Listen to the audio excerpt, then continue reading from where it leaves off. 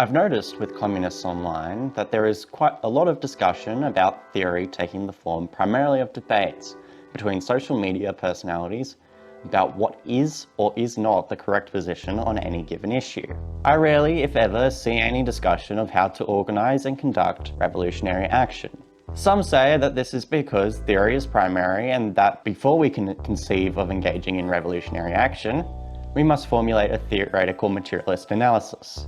On the other side, some look at these debates and don't see the point in reading or developing theory, especially if this is what it devolves into. Because Jews don't actually control banks in the world. There was a disproportionate number of Jewish control of banks in Germany during the Weimar Republic. Genghis Khan was not an imperialist. The Roman Empire was not fucking imperialist. Why is it wrong to have child pornography? What is inherently, from the communist perspective, progressive about the LGBT movement? What makes a barista then not like working class by your definition of proletariat? Like, it sounds like they would fall under that. They're not. These people say that we don't need theory, we need action. These two conflicting angles, represented by pro-theory debaters and anti-theory actors, represent two kernels of truth: the necessity of theory and the necessity of practice. In a now famous quote, Lenin said to Russian social democrats who rejected the necessity of theory, "Without revolutionary theory, there can be no revolutionary movement." Lenin's correctness here is demonstrated by the history of human society. The revolutions of 1848 failed due to the lack of a shared ideological unity, causing infighting within the ranks of the revolutionaries, which was a weakness that was exploited by the bourgeoisie. We saw similar things happen more recently with Occupy Wall Street and the Iraq War protests, because both had no shared ideological basis, because they did not have a shared theoretical framework to accurately identify the causes of their problems, and thus guide their actions. Without this ability, different people will identify different causes for the same problem. Take the Australian housing crisis, for example. Marxists will identify that the housing available has been, through neoliberal policies like negative gearing, increasingly concentrated among a small percentage of property owners, creating a landlord clique which is able to manipulate the rental market to maximise profit at the expense of the people. Right-wingers will identify immigration as the problem, because they're racists, who will believe anything told to them by this same landlord clique. One of these frameworks is based on an extensive theoretical tradition that has been continuously sharpened over the course of almost 200 years, and the other is based on the words of wealthy charlatans and their faithful allies in the corporate media. This is not to say that a purely theoretical approach is viable to create a revolution. To demonstrate this, I shall use the following analogy. Say you have a cake and you need a table to eat it at. You can study intimately the tools required to build a table, as well as its general structure, and by the end be equipped with the knowledge necessary to build a sturdy table by which you can enjoy your cake. The only problem that remains is for you to actually build the table, because without it, you'll be stuck staring at your cake, unable to enjoy it. Now, social media debaters in this analogy are extensively arguing about the correct way to build a table, whether glue or nails are more stable, and whether they should be round or square. Meanwhile, the cake, ready to be eaten, sits idle and the table on which to enjoy it remains unbuilt.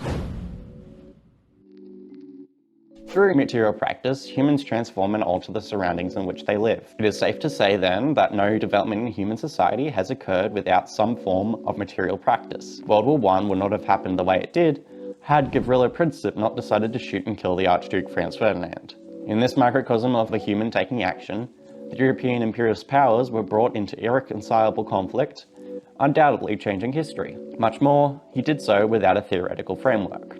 However, like a purely theoretical approach, a purely practical approach is not without its own flaws. To highlight these flaws, I shall return to our analogy. Attempting to build a table with only the most general knowledge of its components and form might result in a table, but one that will certainly fail to stand the test of time. To then set your cake on this table would risk it falling to the ground, leaving you with no cake left to enjoy.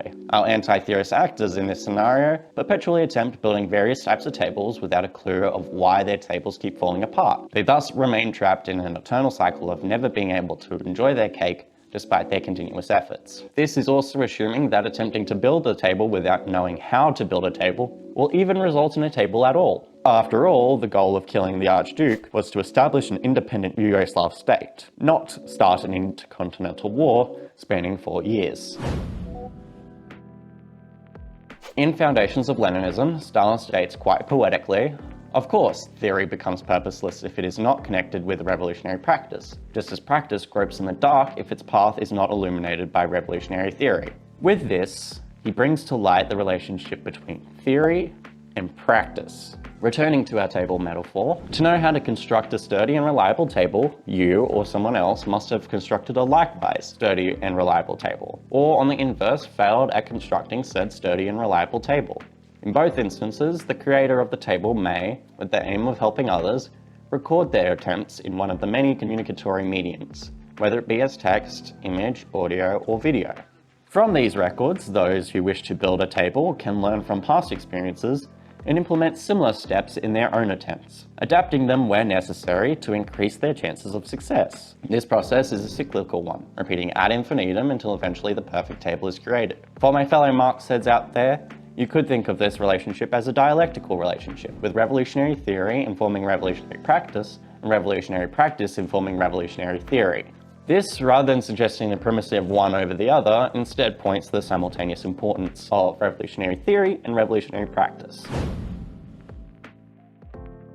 Before this video ends, I would like to encourage people who have studied revolutionary theory to put their knowledge into action by getting involved in real-life revolutionary work, whether it be with a party, community group, or union. Conversely, I would also like to encourage people who are currently engaging in revolutionary practice to engage in the regular study of revolutionary theory in order to raise their work to a higher standard. With revolutionary practice and revolutionary theory acting in tandem, it is only a matter of time until we achieve a communist revolution.